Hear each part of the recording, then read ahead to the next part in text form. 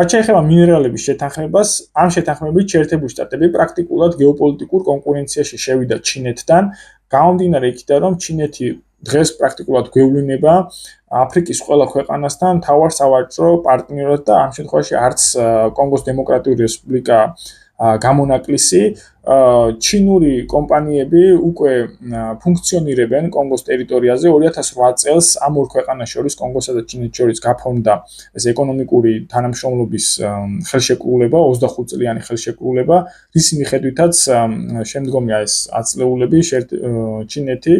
კონგოში 6 მილიარდი დოლარის ინვესტიციას მოახდენს სხვადასხვა ინფრასტრუქტურულ პროექტებში, ხოლო სანაცვლოდ ის მიიღებს კობალტისა და სპილენძის საბადოებზე წვდომას და რამდენიმე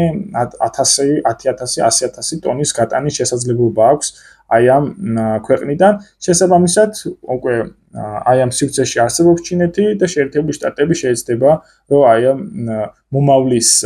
რესურსებზე, ნივთიერებებზე დამატებით წვდომა მოიპოვოს, თუმცა მისთვის ჯერ არ არსებობს ის ინფრასტრუქტურა, რითაც აი ამ მოპოვებისა და გატანის